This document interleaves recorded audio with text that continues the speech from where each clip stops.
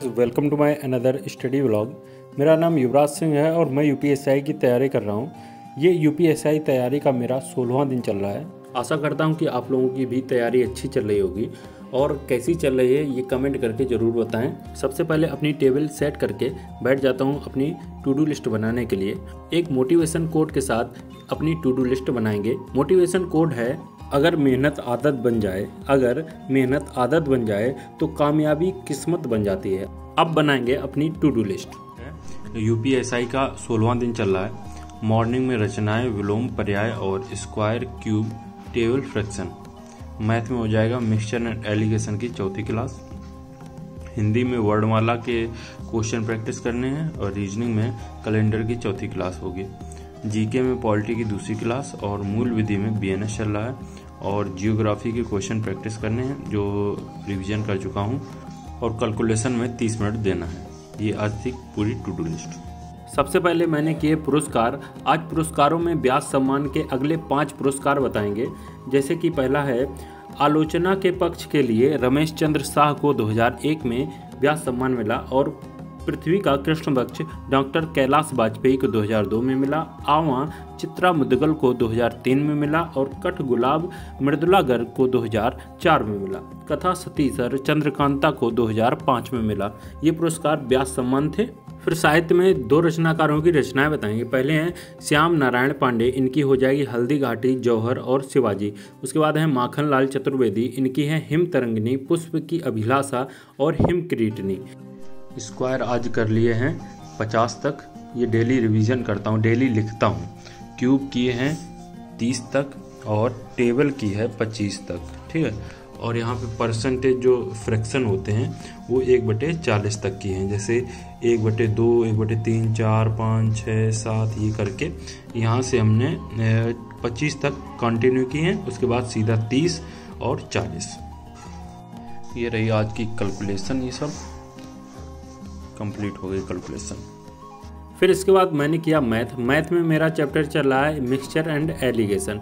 इसकी 4थी क्लास कर रहा हूँ। ये प्रैक्टिस क्वेश्चन है, जैसे यूपीएससी के प्रीवियस ईयर क्वेश्चन है वो सारे के सारे प्रैक्टिस में करते हैं। इससे जो सिमिलर क्वेश्चन होते हैं जो एसएससी सीजीएल में आए हैं और सीपीओ में आए हैं वो भी टेस्ट इसमें कर लेते हैं। टेलीग्राम में मेरा एक चैनल है युवराज गौर 6 करके, तो उसको आप लोग ज्वाइन कर सकते हो। अगर लिंक चाहिए तो यूट्यूब के मेरे अबाउट में जाओगे तो वहाँ पे टेलीग्राम का लिंक है, वहाँ से जाके डायरेक्ट ज्वाइन कर सकते हो। उससे ज्वाइन करने से ये होगा जैसे कि उसमें पीडीएफ स्टडी रिलेटेड जो पीडीएफ होती हैं वो शेयर करता हूँ और लिंक जो मैं वीडियो देखता हूँ उसकी लिंक शेयर करता हूँ।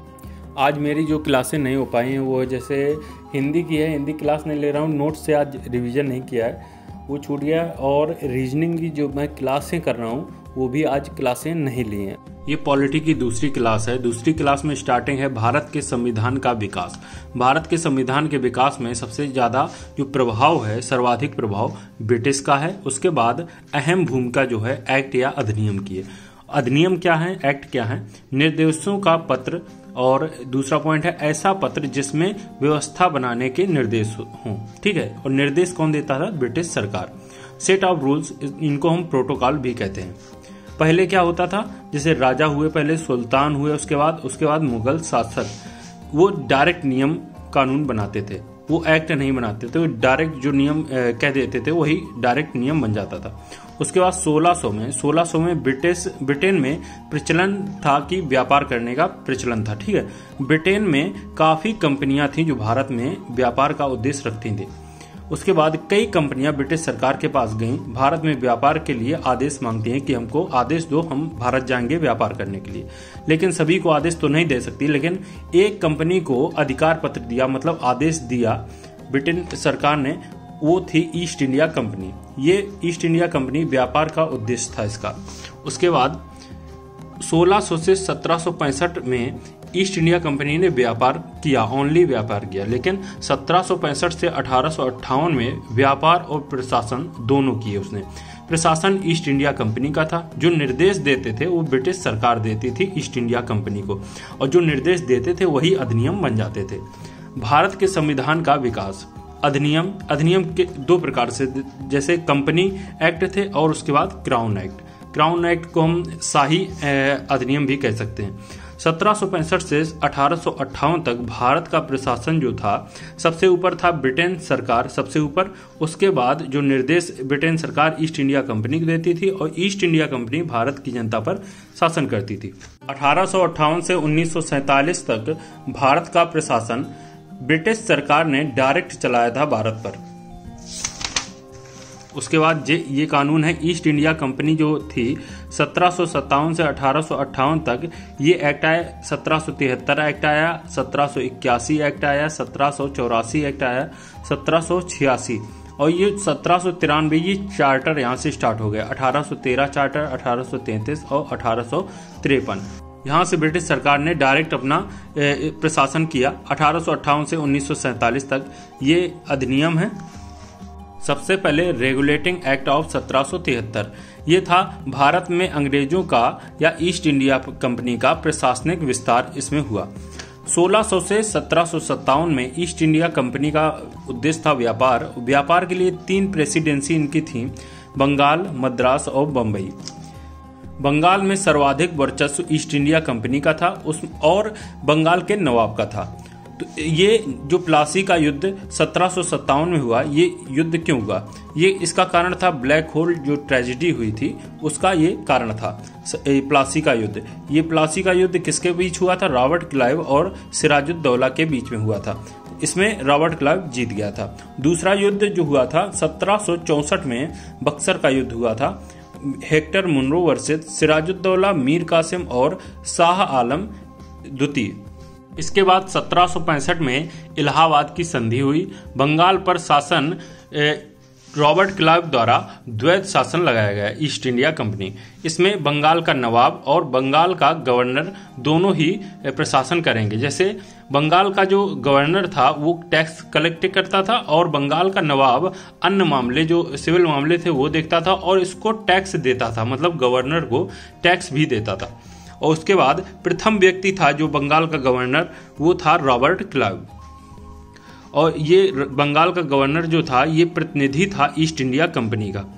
ब्रिटेन सरकार ने सोचा कि 1765 से 1773 के बीच ईस्ट इंडिया कंपनी को बहुत फायदा हुआ है। कैसे फायदा हुआ? जैसे बंगाल का जो नवाब था वो भी टैक्स दे रहा था ईस्ट इंडिया कंपनी को और बंगाल का गवर्नर ये टैक्स कलेक्ट कर रहा था, तो इसको दोहरा फायदा था। लेकिन सीधे तौर पर ब्रिटेन सरकार को फायदा नहीं हो रहा था। क्यों नहीं हो रहा था? जो ईस्ट इंडिया कंपनी के लोग थे वो भ्रष्टाचार। अब आप लोग समझ गए होंगे कि रेगुलेटिंग एक्ट 1773 क्यों आया। क्योंकि 1765 से 1773 का समय जो था ब्रिटेन को अपेक्षित था लाभ, वो लाभ नहीं हुआ। इस कारण ईस्ट इंडिया कंपनी के कार्यों पर नियंत्रण के लिए ब्रिटिश सरकार का पहला एक्ट भेजा गया। ब्रिटिश सरकार में पीएम थे लॉर्ड नॉर्थ और इन्होंने समिति बनाई गुप्त समिति, और गुप्त समिति की सिफारिश थी रेगुलेटिंग एक्ट भारत में भेजना। ठीक है, और इसका प्रभाव क्या हुआ? बंगाल के गवर्नर का पद समाप्त कर दिया गया और जो बंगाल के गवर्नर थे इनका अधिकार क्षेत्र था सिर्फ बंगाल। इसके बाद नया पद बनाया गया बंगाल का गवर्नर जनरल। वो पहले जो थे वारेन हेस्टिंग थे और इनका अधिकार क्षेत्र था बंगाल, मद्रास और बम्बई। 1773 एक्ट का प्रभाव क्या हुआ? कंपनी के कर्मचारियों पर रोक लगा दी गई। कैसी रोक लगाई गई? कि निजी व्यापार नहीं कर सकते और गिफ्ट पर प्रतिबंध लगा दिया गया। जैसे कोई गिफ्ट जो इन्हें देते थे वो गिफ्ट नहीं ले सकते हैं क्योंकि भ्रष्टाचार पर रोक लगानी थी।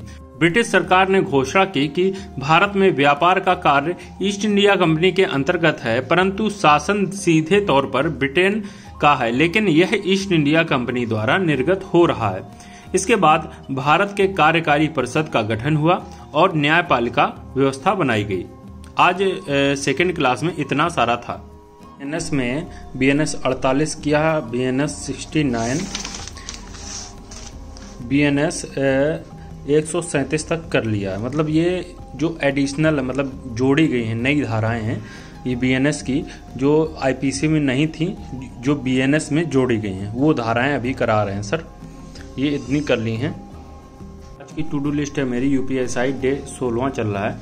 मॉर्निंग वाला सेक्शन कंप्लीट हो गया है और मैथ का भी सेक्शन कंप्लीट हो चुका है, लेकिन हिंदी वाला आज नहीं कर पाए और रीजनिंग नहीं की। जीके में पॉलिटी कर ली और मूल विधि कंप्लीट कर ली। उसके बाद जियोग्राफी की प्रैक्टिस की है। प्रैक्टिस कहाँ से की है आप लोग दिखाते हैं। प्रैक्टिस की है हमने यहाँ से। एसएससी जो सामान्य अध्ययन है, पिनैकल की बुक है, इससे हमने प्रैक्टिस की है। और कैलकुलेशन 30 मिनट किया है। ये थी आज की मेरी टू डू लिस्ट जो कंप्लीट हो चुकी है, सिवाय 2 हिंदी और रीजनिंग के। थैंक यू, मिलते हैं नेक्स्ट डे। जय हिंद।